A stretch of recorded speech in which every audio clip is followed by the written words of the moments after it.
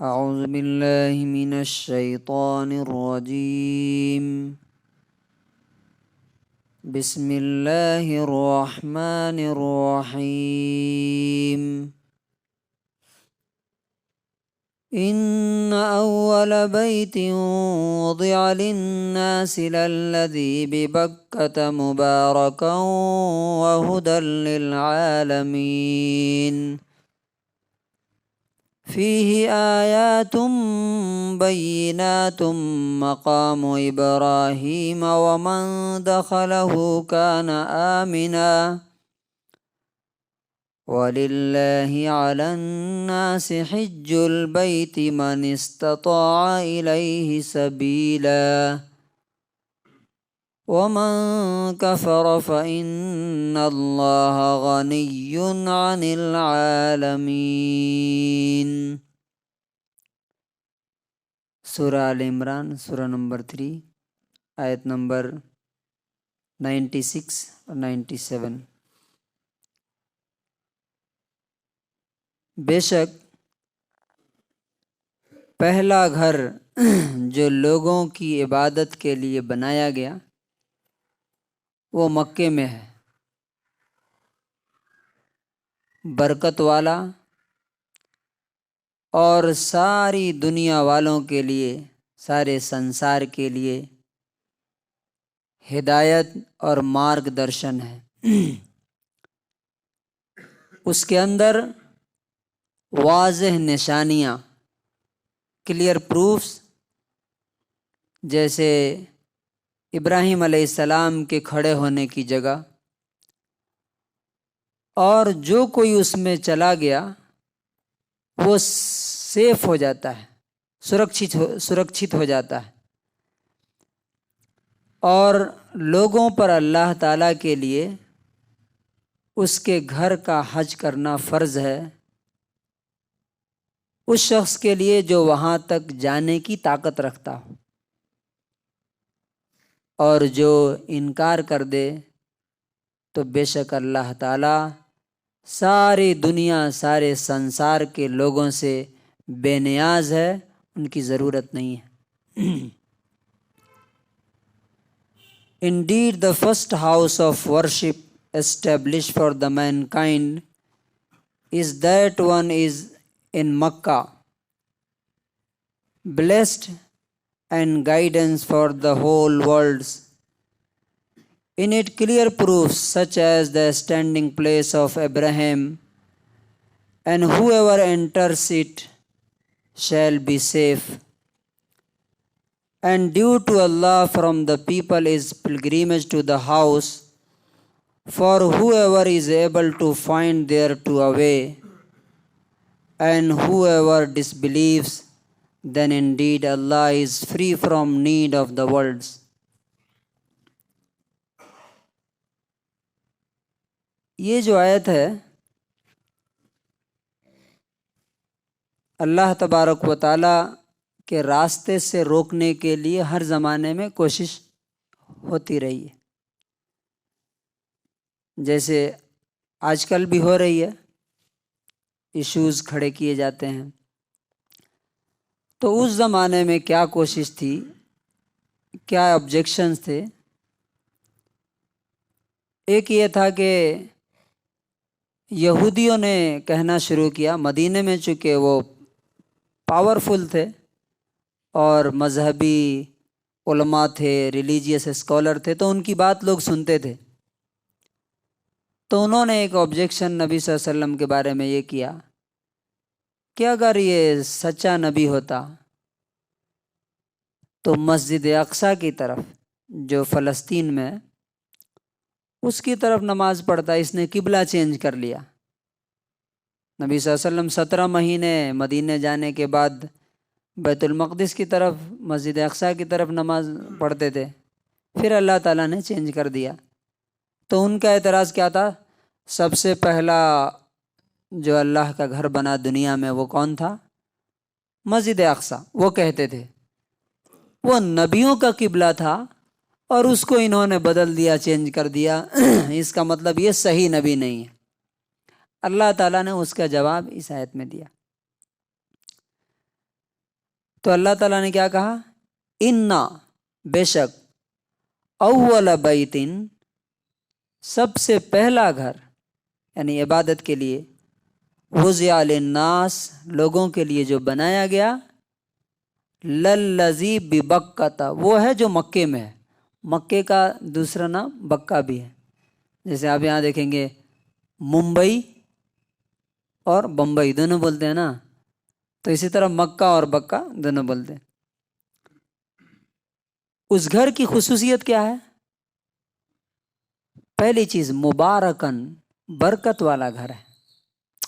اللہ تعالیٰ بھی برکت والا ہے نا، تبارک الذی بیدہ الملک، برکت والا ہے وہ جس کے ہاتھ میں بادشاہی ہے، سلطنت ہے، راج ہے پوری دنیا کا، تو اس کا گھر بھی برکت والا ہے۔ کیسے برکت والا ہے؟ وہاں جانے کے بعد ایک نماز کا ثواب کتنا بڑھ جاتا ہے؟ 1,00,000، 1,00,000 نمازوں کا ثواب ملتا ہے۔ یہ دینی اعتبار سے۔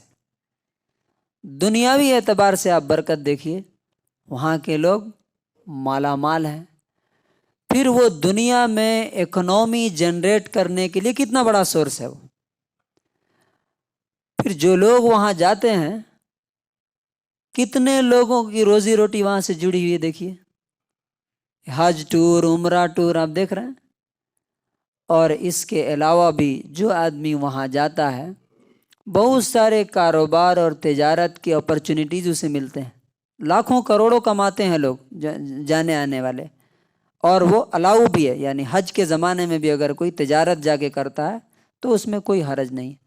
تو دینی اعتبار سے بھی برکت والا ہے اور دنیاوی اعتبار سے۔ اور دنیا کی کون سی چیز ایسی ہے جو وہاں آپ کو نہیں مل سکتی؟ پھر یہ کہ وہاں کیسی برکت اور رحمت برستی ہے کہ جو آدمی وہاں نہیں گیا وہ ترستا ہے جانے کے لیے، جو چلا جاتا ہے آنے کے بعد کیسا فیل ہوتا ہے؟ میں تو وہاں گیا تھا تو دعا کرتا تھا، اللہ یہیں ایک گھر دلا دیجیے، یہیں میرا انتظام، آنے کا دل ہی نہیں کرتا ہے وہاں سے۔ اس طرح اللہ تعالیٰ نے اٹریکشن رکھا ہے اس کے اندر۔ اور وہ گھر ایسا، وہاں جانے کے بعد ایسا لگتا ہے کہ بھوک بھی ختم ہو گئی، پیاس۔ جو لوگ گئے ہیں واقعی وہ اس بات کی گواہی دیں گے، میں چونکہ میرا اپنا ایکسپیرینس ہے وہ میں بتا رہا ہوں، ایسا لگتا ہے نہ بھوک لگ رہی نہ پیاس لگ رہی ہے، بس وہاں کھڑے رہیے، اس گھر کو دیکھتے رہیے، طواف کرتے رہیے، گھومتے رہیے، بس یہی دل چاہتا ہے۔ یہ ہے اس کی برکت۔ اور ہدی للعالمین کیسے ہے؟ ساری دنیا کو روشنی اور ہدایت کہاں سے ملی؟ پہلا گھر وہی بنا اور وہاں سے ہدایت ملی۔ پھر ابراہیم علیہ السلام دیکھیے، وہاں آ کر کے انہوں نے وہ عمارت تعمیر کی اور دنیا والوں کو آواز لگائی، اللہ تبارک و تعالیٰ نے دنیا والوں کا دل ادھر پھیر دیا۔ آپ دیکھتے ہیں کہ ایک آدمی جاتا ہے اور جب واپس آتا ہے تو اس کی زندگی بدل گئی رہتی ہے۔ بہت سے لوگوں کو آپ نے دیکھا ہوگا، پوری زندگی شراب، کباب، فحاشی میں گزری، ایک بار حج کیا یا عمرہ کیا، چینج ہوگا۔ ہاں، بہت سے ایسے بھی ہیں جو ٹور کی طرح جاتے ہیں اور آتے ہیں، ان کے جانے آنے کا کوئی فرق نہیں ہوتا، وہ ان کی نیت صحیح نہیں رہتی ہے۔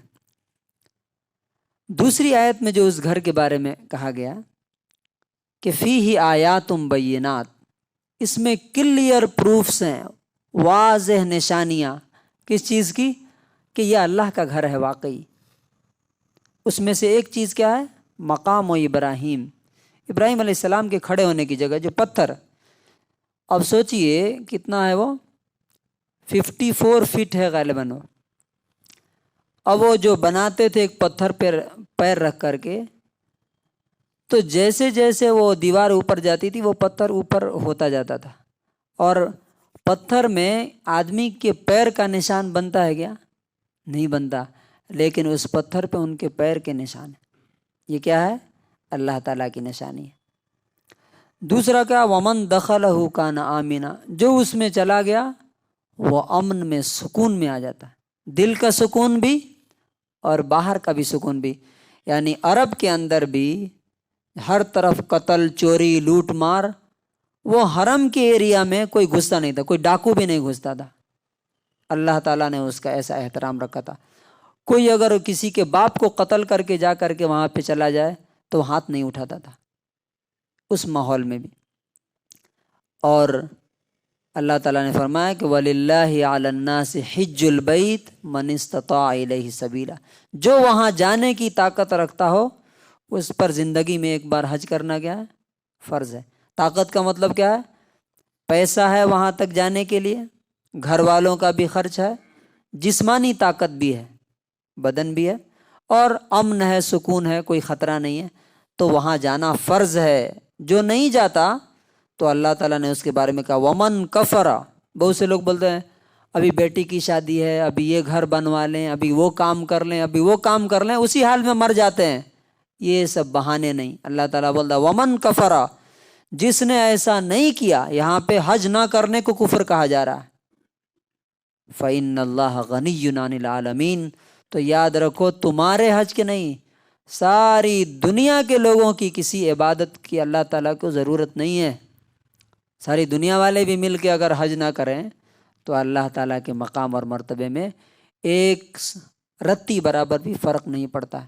تمہاری نمازیں، تمہارے روزے، تمہارے حج، تمہارے سب تمہارے کام کے لیے ہیں، اللہ تعالیٰ کے کام کے لیے نہیں ہے۔ تو کنکلوژن کیا ہے کہ جس سے اللہ کو محبت ہوگی اللہ تعالیٰ اس سے محبت کرے گا، اور جسے اللہ سے محبت ہوگی اسے اللہ کی تمام چیزوں سے، اس کے گھر سے، اس کی کتاب سے محبت ضرور ہوگی، اور ضرور اس کے گھر جائے گا وہ جب بھی اسے موقع ملے۔ ہاں، کچھ لوگوں نے یہ رواج بنا لیا، ہر سال عمرے، ہر سال حج۔ یہ کیا ہے؟ یہ امت کو اپاہج بنانے کا ایک مہم ہے۔ یہاں ہزاروں لوگ مر رہے ہیں بھوک سے، قرض سے، بیماری سے، یہاں عمرے پہ عمرے، عمرے پہ عمرے ہو رہے ہیں۔ یہ ایک عیاشی ہے، یہ حج اور عمرہ نہیں ہے۔ اگر انسان اپنے ضرورت مند بھائیوں کو یہاں دیکھے تو حج کرنے والوں پر حج فرض نہیں ہوگا۔ جتنے لوگ حج کر رہے ہیں نا، اور جو عمرے کو جا رہا ہے ان کے پاس عمرے کے لیے پیسے نہیں ہوں گے، اگر ضرورت مندوں تک پہنچایا جائے تو اللہ تبارک و تعالی ہمیں صحیح سمجھ اور صحیح شعور عطا فرمائے، اور اللہ تعالی ہمیں بھی اپنے گھر کا دیدار کرائے اگر نہیں کرے ہیں تو، اور اگر کرے ہیں تو اس کی محبت ہمارے دلوں میں ہمیشہ باقی رکھے۔ سبحان اللہ و بحمدہ۔